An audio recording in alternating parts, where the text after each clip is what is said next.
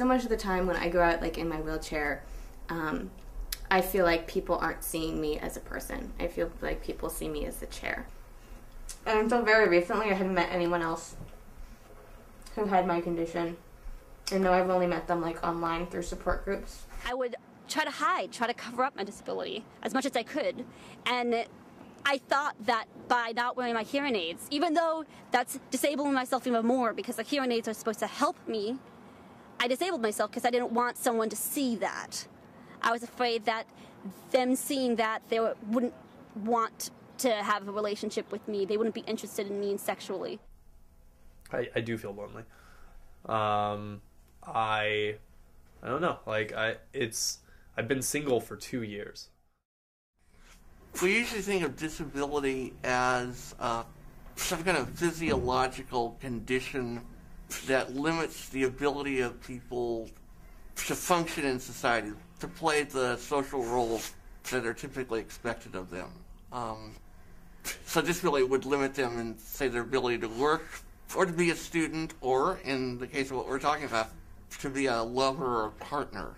The result of the disability would be that they would be sexually and romantically impaired in some way. In fact, those expectations, those views of what disability is, point to the fact that disability is not simply medical or physiological. Much more importantly, it's social and cultural. It's a constructed identity, so that certain physical traits or mental traits of certain kinds of people get stigmatized, and the stigma is globalized to engulf their entire identities. I'm always feeling like I have to prove myself in so many different ways. The way I feel about myself is just different about how people see me. It's like more, especially with men, it's like they see skin, oh yeah, that's it, that's sexy, you know, or they see a good body, okay, that's sexy. Well, okay, I'm not showing skin because I'm really cold, and with the body part, no, that's just gross. I actually didn't used to wear makeup until about a couple of years ago. I didn't think you know, it would be a point for me to wear makeup, you know. I mean, I don't know if you know, but that was my idea. Yeah. Until just, like, more recently, I kind of started getting into it, you know. I'm like, why not? What the hell?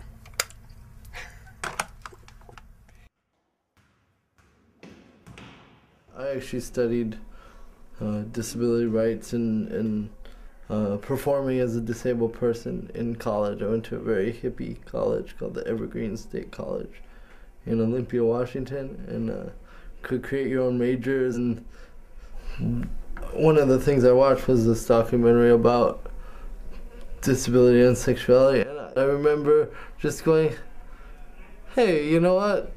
I do have all those needs that everyone else has and desires, and it's okay to feel that way. You know, our symptoms and our disabilities are the things that people notice first about us, but they may in fact be the least interesting things about us. I was dating this girl for a while, and we had just had sex that day, and then afterwards she suggested we have sex in my wheelchair. The fact that it was her idea was awesome, and the reason that it is, beyond like the whole novelty of it, is that it's actually an ultimate act of acceptance. Instead of saying, I'm dating you and I'm fine with you being in a chair, but if she's having sex with you in your chair, it's not, oh, it's fine, I'm okay with it. It's, I like it, accept it, and it's actually something that I'm interested in.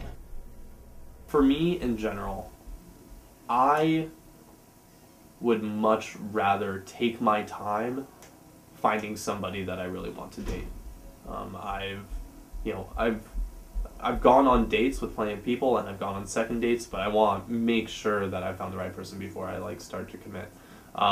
So what I do is I tend to flirt a lot. Like, I tend to hang out with a lot of people to test the waters and to see what they're like. Meet a lot of cool people, and it's fun, which is really what matters for me.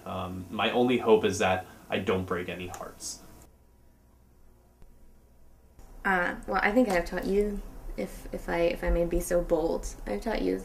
What do you think you've taught me about sex? I don't know what specifically I've taught you about sex, but I think in general, I feel like I can teach able-bodied people that sex doesn't have to be like intercourse. Sex doesn't have to be, penis and vagina sex. It can be, for me, basically, sex is anything that, gives me sexual pleasure that I can get off on, I'd like to think I have like sort of a wider definition of what constitutes sex. Sex is so many things. It's very much about pleasure. It's about knowing your body and knowing your mind, and it's also about knowing about danger, because there are dangers that go along with sex as well, and about knowing how to pleasure yourself and other people. And it's generative, and it's fun, and it can be painful, and it can be mysterious, and it's definitely a gift. Instead of trying to sell disabled sex as being normal, which in a certain sense it is normal, I think there's a way of trying to sell it in a way that's both calling it quote-unquote normal and calling it quote-unquote weird or transgressive or queer. Because unless we face up to the fact that it's really going to scare the crap out of people, whether it's potential partners or healthcare providers or our families or our parents, if we don't face up to the scariness, we can't really find ways of dealing with the scariness. One of the things I've done, and the Disabled Students Union has done, is put on this series of panel discussions called Are Cripples Screwed? We chose that because it's kind of in your face, and it breaks down different stereotypes and different boundaries that a lot of people kind of feel interesting about. I love doing the panels. They're so much fun for me. Originally sort of started as like a dialogue about disability and sexuality, and sort of morphed into what it is today, which is, we go around to things like co-ops, we go to sexuality classes, we go to things, and we talk about sex, we talk about societal perceptions of things, and it's something that has really it's really expanded my mind. I guess for me, one of the important things about sexuality and disability is that it's kind of a constant among humans. It doesn't matter your station in life, but sexuality is a crucial and important part of it. So it's something. In a way, these panels are a way of identifying with people on through the disability and through the differences that people have, very obviously on a surface level. It's finding a common ground that you can really feel, just in that everybody has sexual frustrations that are similar enough. Making that transition from like, okay, I'm doing all this stuff and like certain people are attracted to me, to all of a sudden like I'm in a chair and for a solid year afterwards, I still identified as that guy. Like for I'd say a year and a half after my accident, like one of my main things was, okay, like I'm still like the biker, like I'd still go on biking websites and I'd still do that. But eventually, I just kind of said, okay, like, I'm a political nerd, and I'm going to go to college. You guys probably noticed that I'm dressed really provocatively today, and this is something I like to do when I do panels, because, partially because I really like to challenge people's, like, preconceived notions about what it means to be, like, disabled and a woman, and it's like, oh, there's a girl in a wheelchair. Oh my God, she's hot. Oh no, like, my preconceived notions, This is so confusing. American culture, Western cultures in general, have become much more open and frank about sexuality. That's happened too among people with disabilities, so that disability, which was once a taboo subject, is much more openly talked about, and people with all kinds of disabilities have been much more assertive in claiming their sexuality and their right to be sexual. Disabled people, and myself included, are represented horribly in the media. I mean, in movies, in literature, in books, in TV, you never even see a crippled guy have a girlfriend. He's a great comic from over in San Francisco, goes to SF State. Everybody please give it up for my good friend, Jackson McBriar. I have cerebral palsy, which is awesome, because right now my leg is twitching, which is making me better at sex. I think that people view me as sort of a self-appointed spokesman for disability and sexuality, because that's what I talk about, and the reason that I talk about it is because very few people are.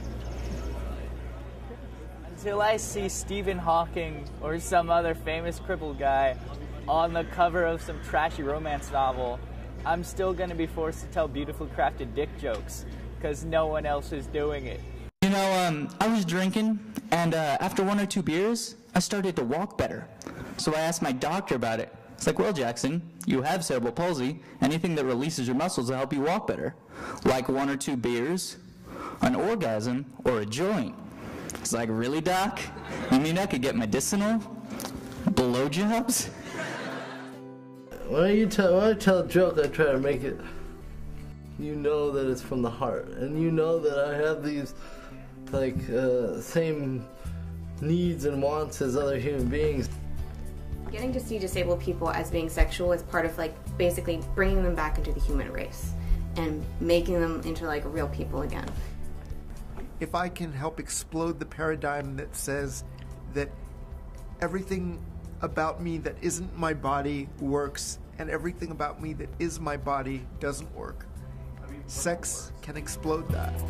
Sex is desire, inspiration, life-changing. Touching, feeling, kissing. Intrigue, it's exploring unknowns, it's very emotional. Sex is surrender, sex is communion, sex is being alive.